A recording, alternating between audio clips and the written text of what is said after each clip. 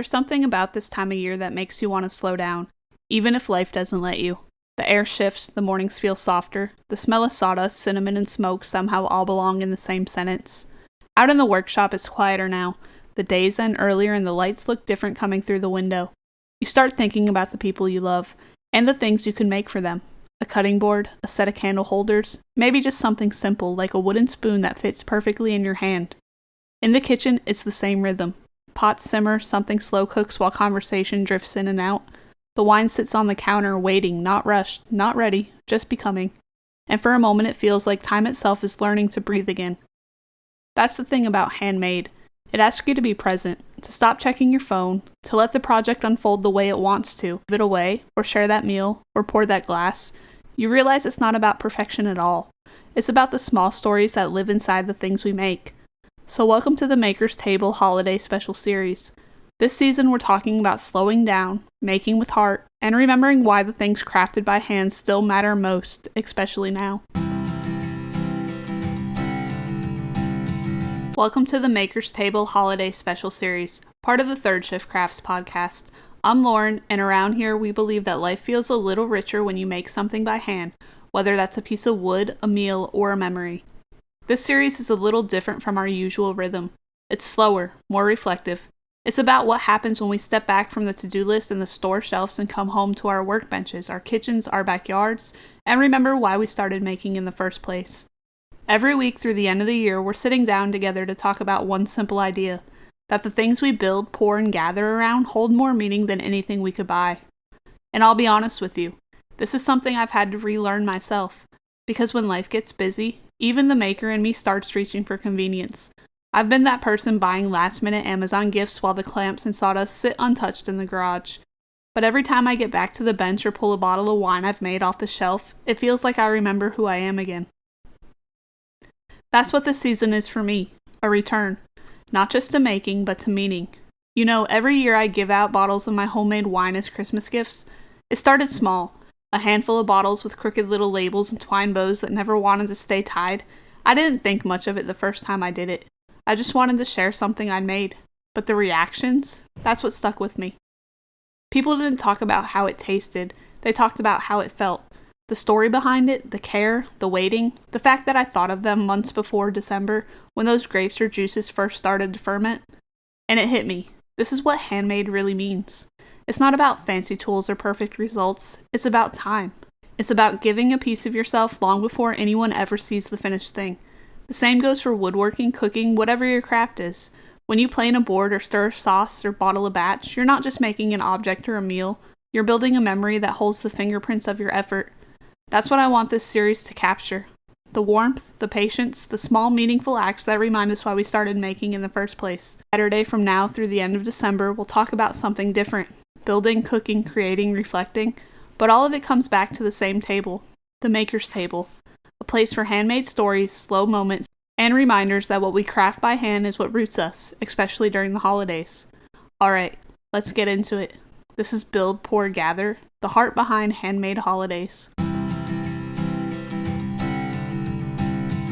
There's something different about building when it's for someone else. You measure twice, not because you're worried about precision, but because you're picturing them. Where this piece will live, what they'll use it for, how it might make their space a little warmer. Every year I tell myself I'm going to start earlier. That'll get a head start on those holiday projects. And yet, without fail, it's usually me, a cup of coffee that's gone cold, and a late night sanding session somewhere around mid-December. But honestly, I don't mind it. Because that's when I remember why I love making things. It's not about rushing to check something off a list. It's about slowing down long enough to remember who you're building for. Sometimes it's a cutting board or a candle holder. Sometimes it's something bigger, a shelf, a table, maybe even something that's still halfway drawn out on a scrap piece of paper.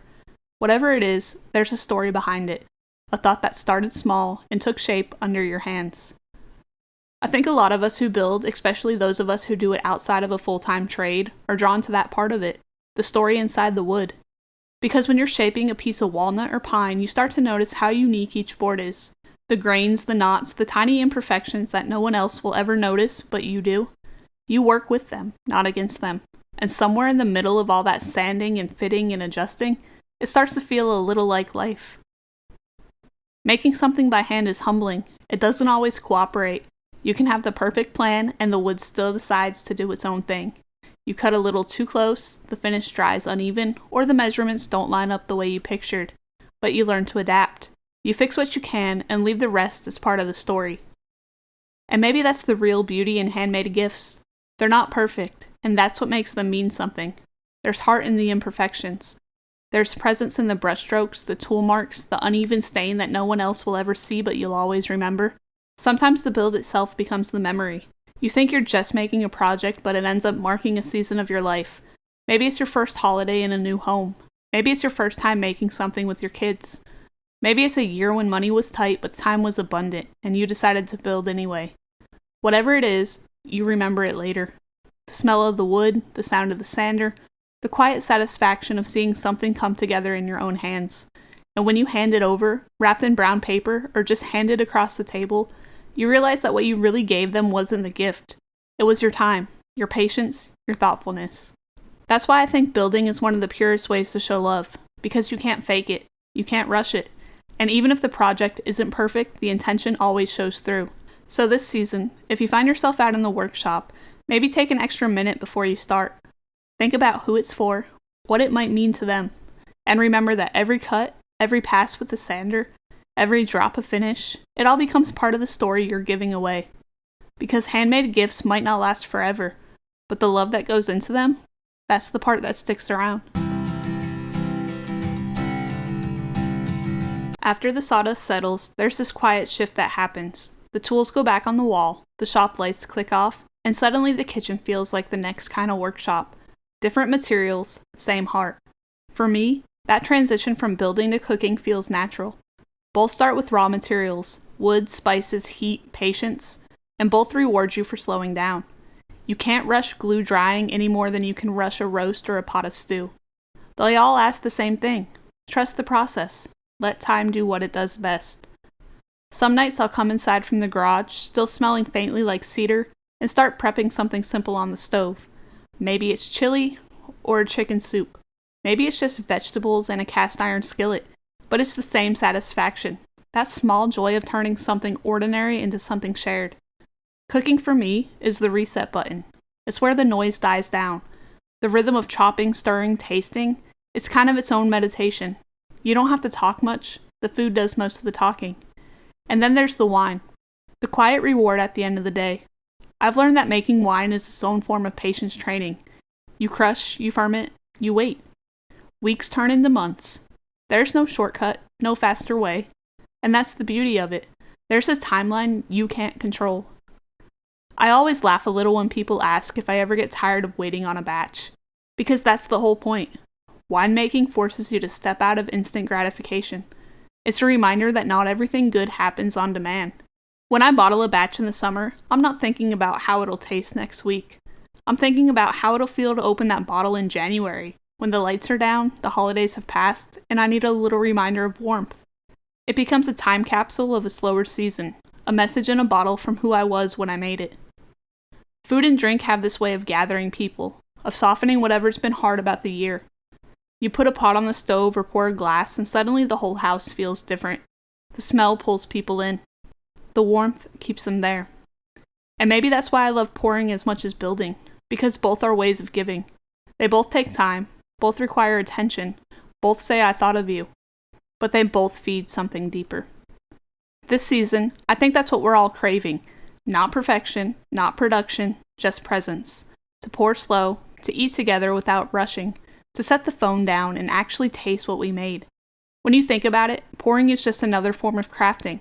Every good meal, every shared drink, every bite of something homemade is proof that making doesn't stop at the workbench, it continues at the table. So whether you're stirring a pot, grilling outside under string lights, or just pouring a glass of your own wine at the end of a long day, remember, this too is handmade. Maybe not with a chisel or a clamp, but with care, patience, and love all the same. Because when life feels fast, the slow pour brings us home again. There's a moment that happens when everyone's finally at the table. The chatter starts to fade just enough for you to notice the small things. The clink of forks, the smell of something roasted or baked, the way the lights hit the wood grain of the table you built years ago. It's not flashy, it's not perfect, but it's real. And I think that's what we all crave deep down, something real. In a world that moves fast, that pushes you to buy, scroll, and keep up, there's something grounding about sitting around something made by hand. It slows the heartbeat of a moment. It gives weight to the ordinary. That's why I think making is really about gathering. Sure, we build for others, and we pour for others, but what it all leads to is togetherness. A cutting board isn't just a board, it's where a meal starts. A wine bottle isn't just a drink, it's a spark for a story that gets told over and over again. And that small table in your kitchen, it might be where the best conversations of your life happen. The things we make become witnesses to our lives. They hold the fingerprints of where we've been and who we've shared it with. Every dent, every mark, every burn on a wood surface, it's proof of living. Proof that something was used, loved, part of something that mattered. When I look at my own home, almost everything that feels special carries that same pattern. The shelves I built when I was just learning joinery, the char marks on the kettle grill from last winter's cookout, even the bottles of wine I never got around to giving away, the ones that stayed behind, quietly aging in the corner. Each thing tells a story, not because it's perfect, but because it's part of a season that shaped me. And I think that's why gathering matters so much during the holidays. It's a chance to take stock, not of what we've achieved or brought, but of what we've created, the things that pulled us closer to other people. Because that's the real gift, isn't it? Not the thing itself, but the space it opens up for connection. You hand someone a gift you've made and suddenly there's conversation, curiosity, gratitude. They want to know how you made it, when you started it, what inspired it. And in that moment, it's not just about the finished product, it's about being seen and seeing someone else in return. That's what making gives us that store-bought things never can. It invites us into each other's stories. It reminds us that time and attention are love languages too. And here's the thing I've noticed over the years. When we gather around something handmade, people soften. The edges of the day fade away, the conversation slows down, the laughter comes easier, and you realize that the object, the board, the meal, the wine, was never the point. It was just the invitation. That's what I hope the Maker's Table feels like this season. A space to come back to what matters, to sit down, take a breath, and remember that the act of making connects us to something much bigger than ourselves. Because when we gather around what we've created, we remember where our hands have been, and how those hands have always known how to bring people together. I think somewhere along the way, a lot of us started believing that holidays had to be big to matter. Big gifts, big plans, big gestures, but when you strip all that away, what's left are the small human things, the sound of laughter from another room, the smell of something baking, the rough edge of a handmade board under your fingers. That's the heart of a handmade holiday. It's not about how impressive the thing is, it's about how present you were while you made it. When I look back at past years, I barely remember what anyone bought me, but I remember the cutting board I made for my mom that warped a little because I didn't let it dry long enough. I remember the first batch of wine that didn't clear all the way and I gave it out anyway, calling it rustic, and I remember the look on people's faces when they realized it was something I'd made just for them. That's the kind of thing that stays with you, because every handmade project carries a bit of imperfection and a lot of heart. And maybe that's the quiet lesson the holidays are trying to teach us, that love doesn't have to be polished or fast or fancy. It just has to be given. So maybe this year, instead of rushing to get it all done, you take one small thing and make it yourself. Bake the bread, build the tray, pour the wine. Not because it's cheaper or trendier, but because it feels good to pour a bit of yourself into something that will outlast the moment. The truth is, we remember what we make. We remember what we share. We remember what we create together. And when the noise of the season fades, that's what's left. The handmade pieces that remind us of who we were when we made them. Slower, kinder, a little more rooted in home. So as you move through this season, between the busy days and the quiet ones, I hope you make something. Not just for someone else, but for yourself. Something that brings you back to center. Something that makes you proud of where your hands have been. Because the things we craft by hand have a way of crafting us right back.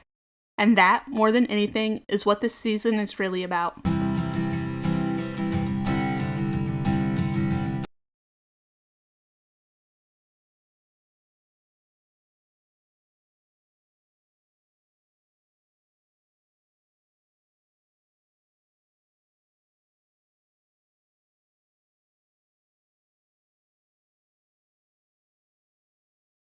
Thanks for joining me today at the Maker's Table. If you're new here, this holiday mini-series is part of the Third Shift Crafts podcast, a space where we talk about woodworking, outdoor cooking, winemaking, and the slower, simpler kind of life that ties them all together. Today's episode was all about remembering why handmade still matters, not just for gifts we give, but for the way making brings us home to ourselves. Next Saturday, we'll dive into something a little more hands-on with weekend woodcrafts, simple gifts that feel like home. I'll share a few easy woodworking ideas you can build in a weekend, the kind of projects that make meaningful last-minute gifts without the holiday stress. Until then, I hope you'll keep building, pouring, and gathering around what matters most, because the best gifts and the best memories are always the ones made by hand.